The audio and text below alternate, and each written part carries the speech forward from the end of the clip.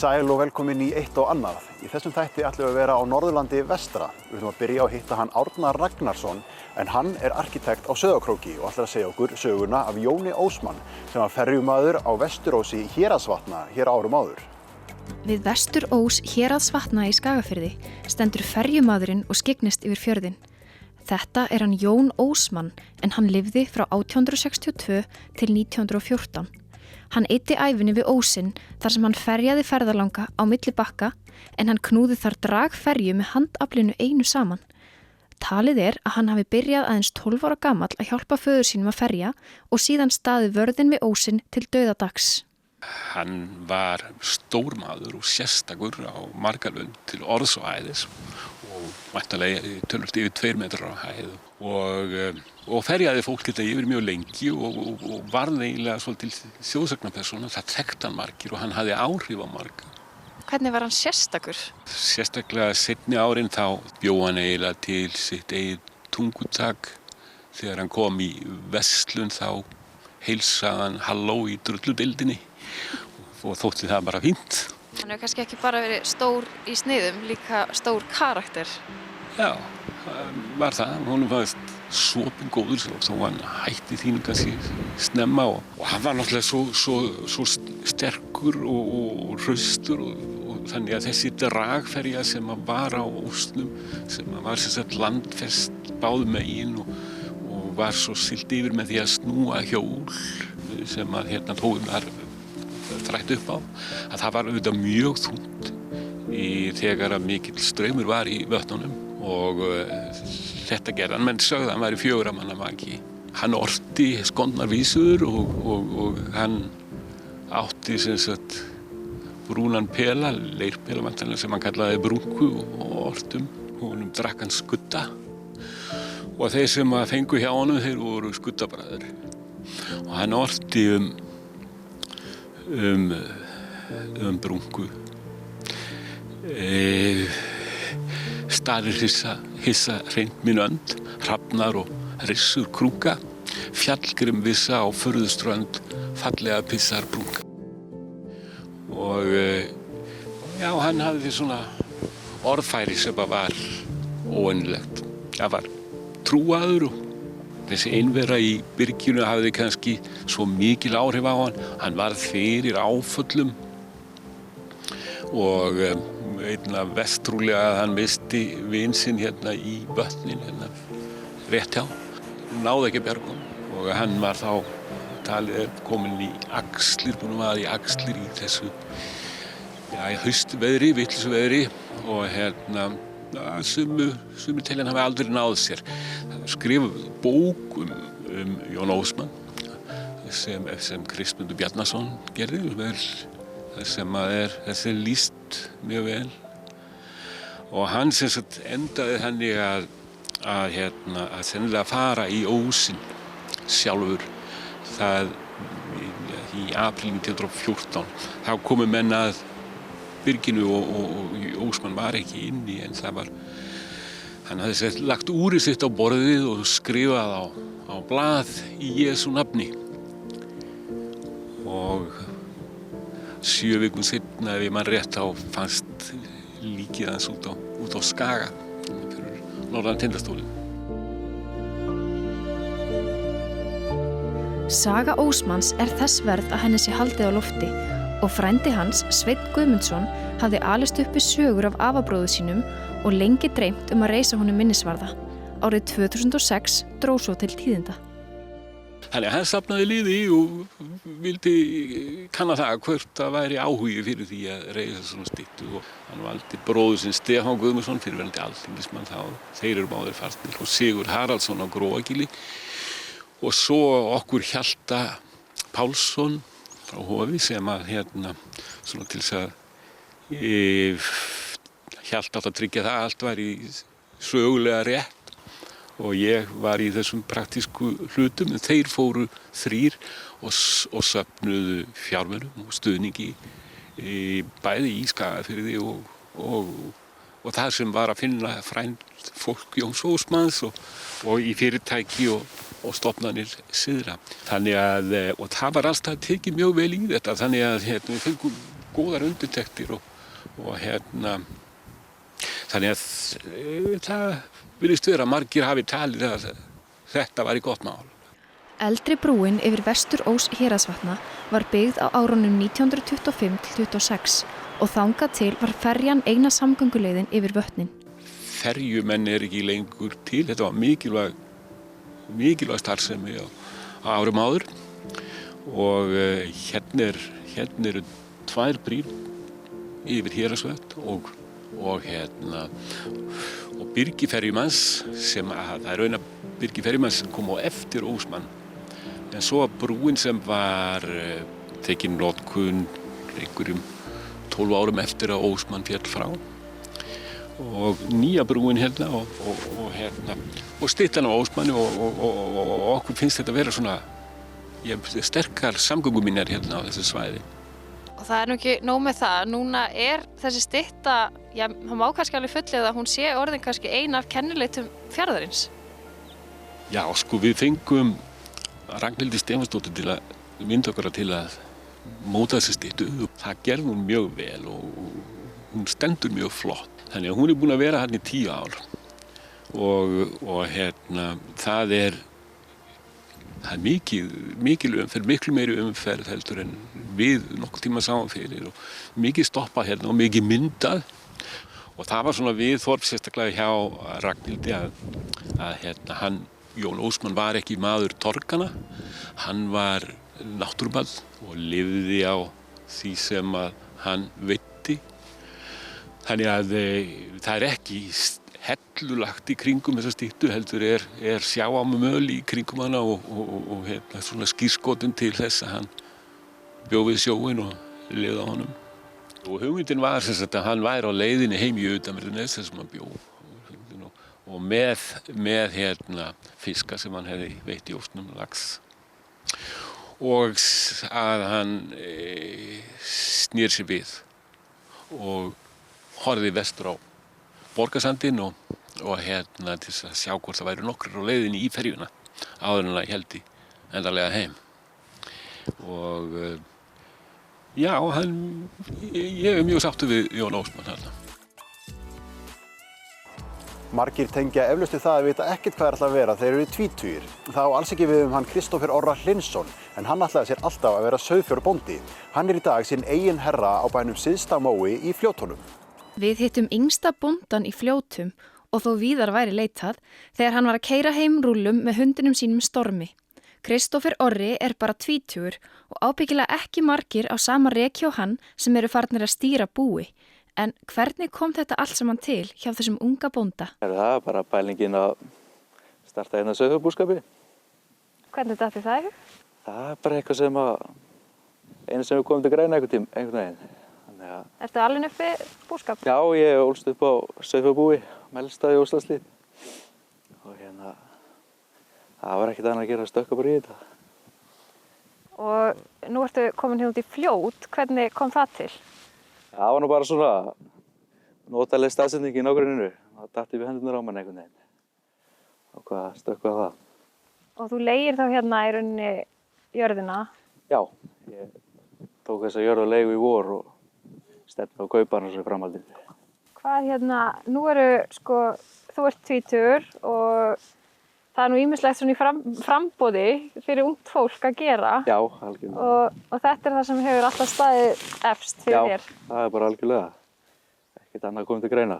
Og þú gast ekkert beðið, þú vildi bara stökka út í þetta og gast. Já, fannst það bara, alveg tímabært.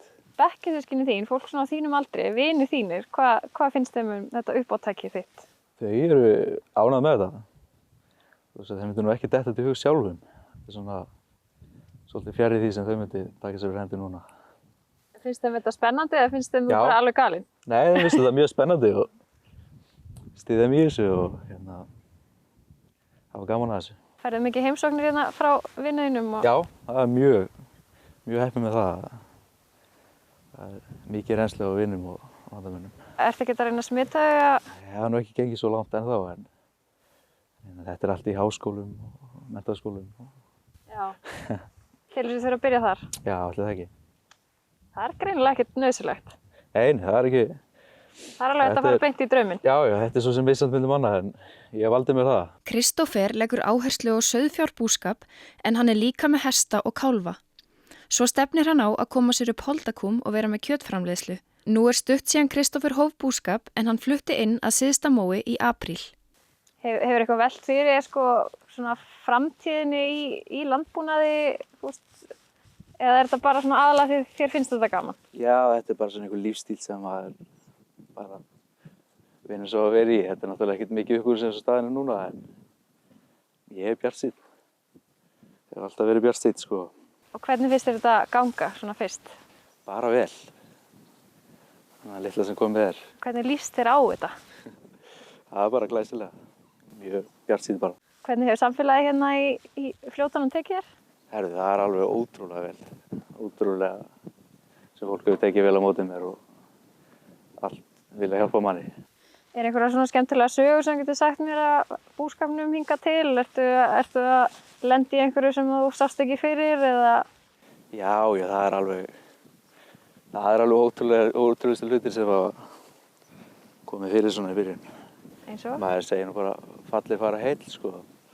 Það er nú kveikni í rúllurinn hjá mér. Nei.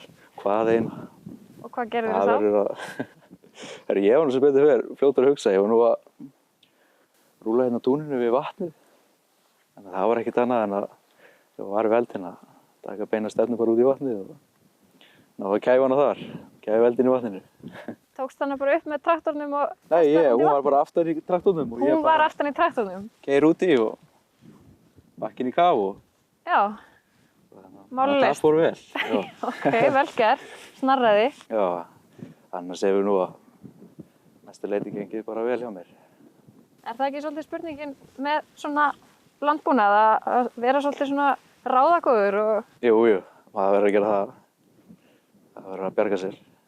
Hefur þú hugsað þér að vera með eitthvað svona nýsköpun í landbúnaði? Ætlar að vera með eitthvað svona nýstárlega lausnir eða? Já, ég nefnilega, það er alltaf einhverjum svoleiðis hugmyndir í mér, sko. Já.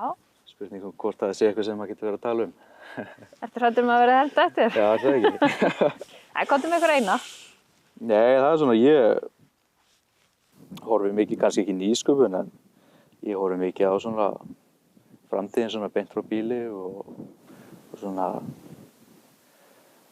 jafnvel lífrænt eitthvað. Já, svona rækt eitthvað að framleiða. Já, eitthvað öðruvísi. Já, það er mjög spennandi. Það held ég sé eitthvað sem ég myndi selja í framtíðinni. Og hvað finnst þið skemmtilegast við bústörfin? Það er bara hringlega kringur rollurnar. Hringlega kringur rollurnar? Það er bara alltaf sem stendur upp úr og drífum hann áfram í þessu. Þið finnst að sauðfjárbúskapur er skemmtilegastur? Já, það er númer 1 og 3. Hvað er svona skemmtilegt við hann? Já, það er stórt spurt maður. Ég bara reynilega get ekki svarað því. Bara allt? Þetta er bara allt saman, sko. Hver er uppáhald svona tíðin þín í sauðfjárbúskapnum? Það er haustinn. Haustinn, að sækja þér? Haustinn standa upp úr, sækja og sjá hvernig tókst. Já, uppskera. Uppskera Já. Lömbin. Þá komum við að örstuttum auglýsingum. Við ætlum að halda áfram á Norðurlandi vestra eftir þær.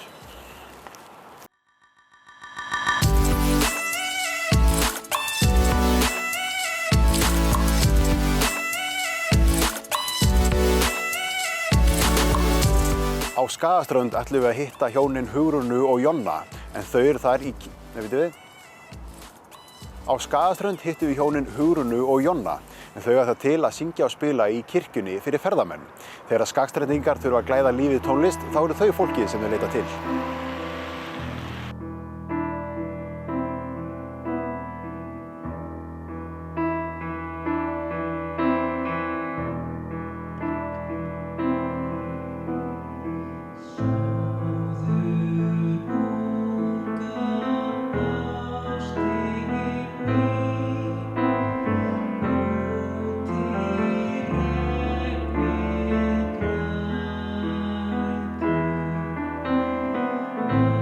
Hugrún Sif og Jón Ólafur, eða Hugrún og Jonni eins og þau eru kölluð, eru áberandi í tónlistarlífi Skagastrandar.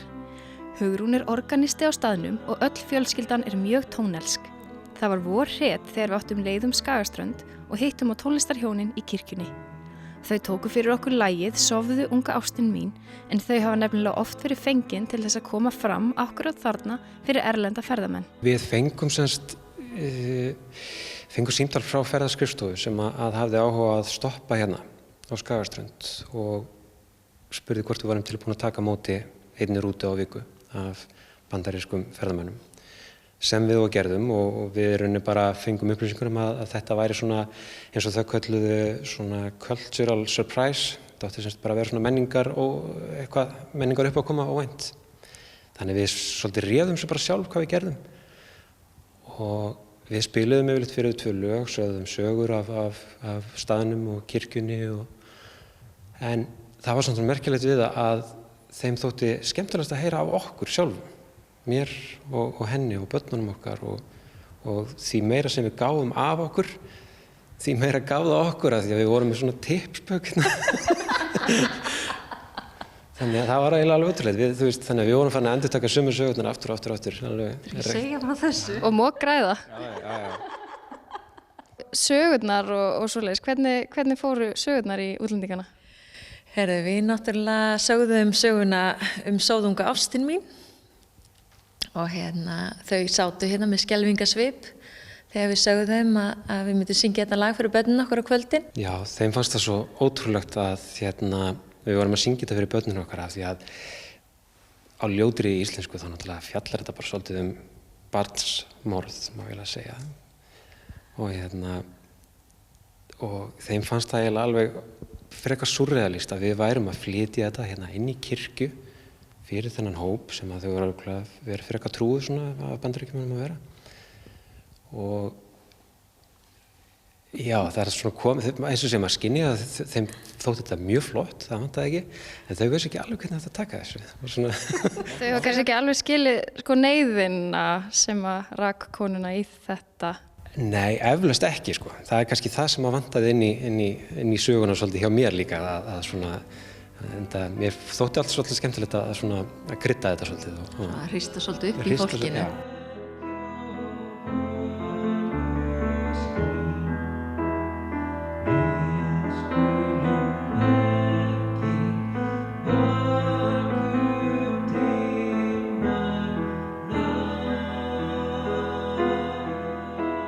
Hjónin eru nokkurs konar haldreipi sveitunga sinna þegar kemur á tónlistarflutningi, en þau eru oftar en ekki fengin til að stýra því þegar á að bjóða upp á tónlist við hinn ýmsu tilefni.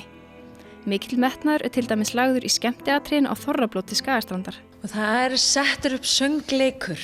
Það eru kannski 10-12 lög og leikin atrið á milli og svo sungið náungan. Og þetta er rosa verkefni. Þetta er mikið æft og mikill metnaður. Það byrja bara upp úr áramótum að semja. Og svo bara æft í þetta tekur svona 6-8 vikur oft ferlið sjálft. Og æft á hverja einasta kvöldi síðustu vikurnar.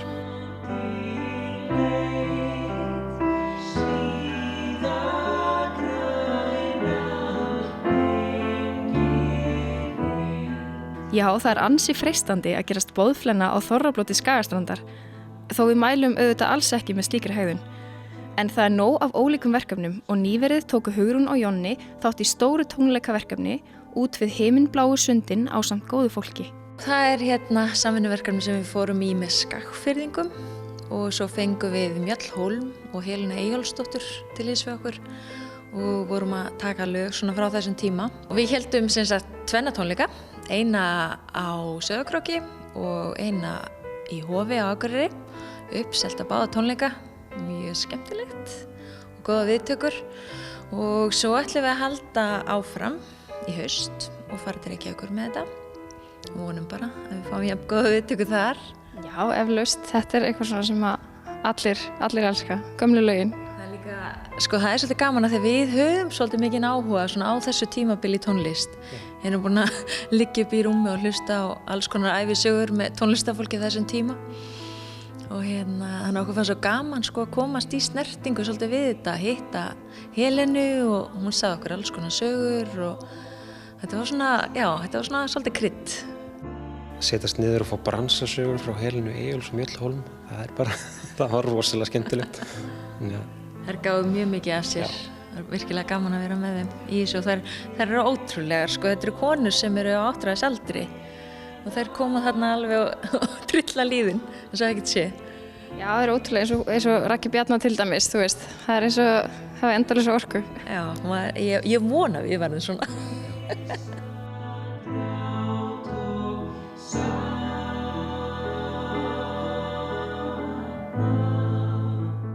Á Syðri Hofdölum í Skagafirði er ekki ein, ekki tvær, heldur 3 kynslóðir sem vinna hlið við hlið í nýju og glæsilegu fjósi og við ætlum að líta það hérna í lok þáttar. Við erum við og Klara og foreldrar mínir sem eigum búið og þau eru svo að vinna hjá okkur, sonur minn og tengdóttir. Og það er náttúrulega bara gríðarleg innspýting bara fyrir okkur öll að fá unga fólki heim og þau séu tilbúin að taka þátt. Og náttúrulega hlýtur að vera snillt fyrir þau að byrja þá í almennilegri aðstöðu heldur en að vera í einhverju svona annars flokks, ef hægt er að segja svo. Já, það er nú svo mikið í boði fyrir ungt fólk í dag, þannig að maður veit svo sem aldrei hvað unga fólkinu dettur í hug. Nei. Þannig að það er svona hlýtur að vera svolítið ánægjuefni að þau skyldu koma heim og hjálpa með þetta. Já, það er alls ekki sjálfgefið nefnilega. Nei. Og þannig að það var svona stór hluti ákvörðunni raunverulega að þau voru til í að takast á við þetta með okkur, þetta verkefni og þannig að það var ákveðið að láta slag standa. Er ekki líka bara skemmtilegra að hafa krakkana með? Jú, svo bara, þú veist, þetta er allt léttara, það er að menn geta svona skipst aðeins á og aðeins lítið upp frá þessu. Það er nauðsynlegt líka náttúrulega að komast aðeins, sjá eitthvað annað og brjóta upp svona hversdagsleikann. Hvernig er verkaskiptingin? Það er svo sem ekkert komið neitt núna, það er svona í planinu að hafa eitthvað frí svona aðra hverju helgi eða eitthvað, að koma einhverju rútínu á það þannig að sé svona frí annars lagið, það sé ekki allir að mygla frá því að skilur fá aðeins lausan tauminn svona annars lagið. Og var alltaf planið að koma og hjálpa til hérna? Já, það var Ekkert annað í stöðunni, sko. Hvað, fóruð þið saman í skólan? Hvað eru þið búin að vera lengi saman? Já, við erum búin að vera saman í 7 ár og fórum saman í skólan bara eftir framhaldsskólanámi. Nú er margt sem hægt að gera í heiminum. Langaði ykkur alltaf að vera bændur? Já, það bara var ekkert. Alveg eins, sko. Ég hef rosalega mörg áhugamál. Ég var eiginlega ekkert búin að ákveða þannig hvað ég ætlaði að gera í framtíðinni. Er eitthvað svona fleira sem þú getur hugsað? Er eitthvað sem þú myndir geta kannski gert með eða eitthvað? Já, ég fór eftir Hvanneyri, fór ég í förðunarskóla í Reykjavík Make-up School og lærði förðun þar. Og svo er ég rosalega gaman að myndlist líka. Ég hef fullt af áhugamálum. Það er nú ekkert erfitt að vera listamaður þegar maður býr á svona fallegum stað. Nei, alls ekki. Ég er alveg með fullt af hugmyndum þegar maður hefur þetta útsýni, sko. Já, það eru forréttindi að fá búa til sveit. Já, það eru það. Það er alveg svoleiðis. Búskapurinn á Syðri Hofdölum er ekki bara tímabundi stopp hjá krökkunum, en þau eru tilbúin með teikningar af einbýlishúsi sem þau ætla að byggja á landinu og eru spennt fyrir því að hefjast handa. Það verður á þeirra sögn barnaleikur þegar maður er búin að byggja heilt fjós. Hvernig gekk að byggja fjósið? Það gekk allt mjög smurt bara og vel, sko, ótrúlega hratt. Við vorum flutt inn bara ári eftir við tókum fyrstu skóflustungu. Við tókum fyrstu skóflustunguna 31. mars fyrir ári síðan, rúmu. Og tókum það svo í notkun eiginlega sléttu ári seinna. Og þannig að það var mikið bylting að komast í svona betra húsnæði með bæði fyrir menn og skepnur. Já, þið voru með básafjós áður. Já, vorum með básafjós og rörumeltakerfi og brautir og svona sem var svona eins gott og það gat verið við þær aðstæður. En þetta er náttúrulega bara himinn og haf, sérstaklega kannski fyrir skepnurnar að losna af básunum. Það voru ekki að vera bundnar megnið úr árinu fastar. Já, finnið mun á þeim? Er það léttari á sér? Já, bara allt önnur stemming í fjósinu heldur en var. Já. Allt svona miklu rólegra og afslappara og þeim greinilega líður mun betur. Margar svona eldri kýr sem voru svona stirðar og svona hálf stirðbursalegar á básunum og standa upp og svona. Þær hafa bara öðlast nýtt líf eftir að komast hérna. Já, þær eru bara endurfæddar. Já, líka við, sko. Já. Hvernig var að taka þessa ákvörðun að fara í svona stóra framkvæmdir? Hvernig gekk það? Þetta er náttúrulega þó nokkuð pakki svona fjárhagslega en við erum svo sem ekki það gömul við Klara að við ákváðum að og næsta kynslóð tilbúið að koma með, taka slagið með okkur og þannig að það var ákveðið að slá bara til og ef við ætluðum að fara í einhverja framkvæmdir þá aðeins gott að gera það fyrir seinna og komast á í betri aðstöðu heldur en að vera að brasa í hinu áfram. Saga fjölskyldu Atla á Syðri Hofdölum nær næstum því heila öld aftur í tíman. Við flytjum hérna, eða forfeður mínir 1936 frá Atlastöðum í Svarfaðardal og hann að ég semst 50 ættliðin sem að bý hérna og Friðrik og Lilja þá svo 70. Já, og þetta er fallegur staður hérna í Skagafirði. Þið sjáu vel yfir fjörðinn og Héraðsvötnin og þeir eru með land hérna alveg niður eftir og nóg af votlendi. Já, við þurfum vantarlega ekki að kolefnisjöfna okkur mikið því að hér er mikið af mýrum og votlendi sem engin leið að ræsa fram þótt að maður glæði vildi. Forfeðinni sem fluttu hingað, hvernig var aðstæðan hérna þegar þau hófu búskap? Það voru náttúrulega bara torfhús, íbúðarhúsi er byggt 1952 og 3 ég man rétt og fjósið og eitthvað örlítið fyrr sennilega, gamla fjósið sem við vorum svo í að mjólka alveg fram á síðasta ár. Og reynda búið að breyta því og bæta við aðeins en í grunni sama byggingi.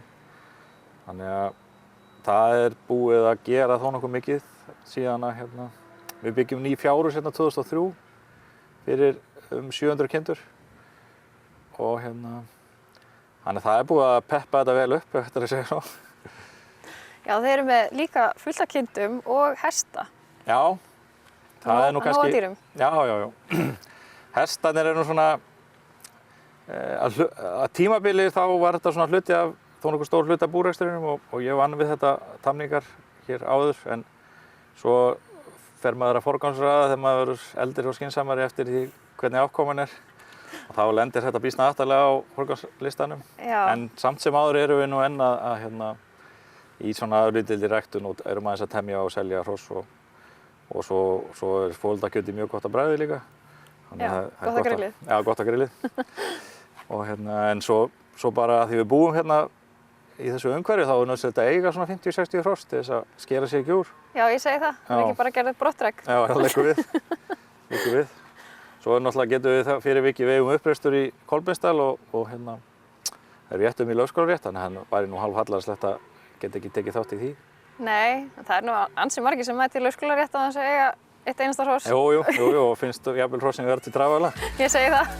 Þá komum við að því að kveðja Norðurland vestra í þessum þætti af eitt og annað. En engar áhyggjur, við ætlum að halda áfram í næsta þætti. Þá ætlum við að kíkja á eitt og annað úr háskólanum á Akureyri, ekki minnst að því.